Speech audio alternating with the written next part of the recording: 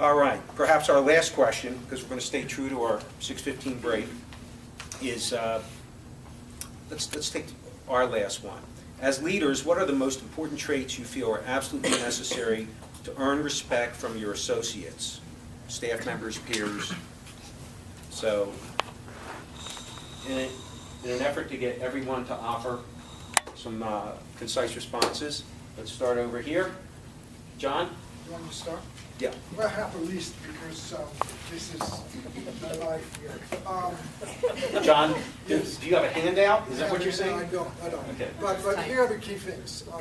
If you want to be successful, and my advice to you is do not stop learning. So that's number one. Two, I think you have to have passion, you have to be humble, and you have to have discipline. And this is one of the things we don't talk enough about, is discipline. What is discipline? So for you, for us, is you need to arrive at work at the same time each day. This is the soft skills that we need to have when we graduate. You need to be extremely dedicated to what you do. You need to stay in good health. You have to take care of yourself. You cannot go out late at night and report to the office tired the next day, right? You need to have a good staff or people supporting you. So you have to have good teamwork, good skills, working with people. You cannot get bored and distracted. You need to be good at what you do consistently. And finally, apply the golden rule. Treat people the way you like to be treated in your personal life and at work. Is that short enough? Terrific. Does anybody want to add anything? Mark, we'll start with you. He covered a lot, didn't he? Yeah. I put integrity and honesty right towards the top. You know, I think you got to be honest with your employees, and even if it hurts, you have to tell them it's going to hurt. But you got to be honest. They got to know they can trust you. And then I think the other thing is, you know, wherever possible, show people how to do things. Don't tell them, right? Get beside them and show them and work with them versus trying to dictate. That seemed to work well for me. Paige? So for me, one thing that I think is so hard for leaders is to challenge the status quo, right? And I think there's so, I mean, gosh, this is like a loaded question, right? But if you're a wallflower, right? I mean, it goes back to what Tammy was talking about adding value. You gotta know who you are. You gotta know who you are. What do you stand for? Who do you want to be? Before you walk into the meeting, you gotta know your stance on what you're talking about, right? And if it goes against what everybody else in the room thinks, you still need to say it. There are way too many followers out there and not enough leaders. And I am just a firm believer, right, that at the end of the day, break the mold. Blue sky think, white piece of paper, and challenge the status quo. You're going to walk into organization after organization after organization, and you're going to hear, we've always done it like this. We've always done it like this. Over and over and over again. Like it's a broken record, right? Well, guess what? If you always do what you always did, you'll always get what you always what? Got, right? Blaze the trail, okay? Right? Think about the people that have really made a difference in this world, right? They didn't do it by doing it the way it's always been done, and they didn't do it by being safe. So my advice, and it's one, go where it's uncomfortable. Do what makes you uncomfortable. If you are not uncomfortable, then, right, it's a bell curve. Talent out there, it's a bell curve, right? You got your superstars, you got your maintainers and your average and your just contributors, and then you got your D players right down here. You want to be one of these? If you aren't uncomfortable every single day, you're not gonna get there. So don't play it safe. Don't. Fail and fail fast and get back up and do it again. And you'll do great things. But just don't be just don't sit in the meeting and not say anything for an hour, right? I don't want you in that meeting. So blaze your own trail, okay? No one else is gonna do it but you. Blaze your own trail. To tie in risks, I share that often with my team. You can't win big if you aren't willing to take some risks. And not that everything you do is risky, but it's important that you do think outside of that box, as I mentioned, and challenge the norm and be innovative. So as we're out selling and doing B2B sales, they want to know what sets me apart from the competition, and it's about innovation.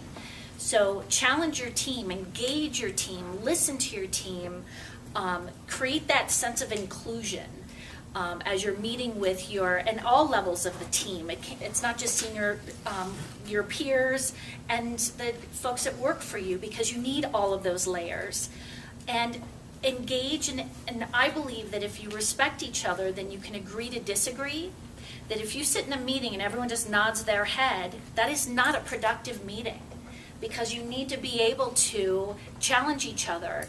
And if you have an idea that is not the favored idea or preferred, your job is to influence. So then you pull out your salesmanship, and that's all your research and your homework and your analytics and all of that, because then you know your stuff and you're passionate and you're convincing. That's what also will set you apart. A couple of other attributes, I'll just read them. Recognizing your team, so important.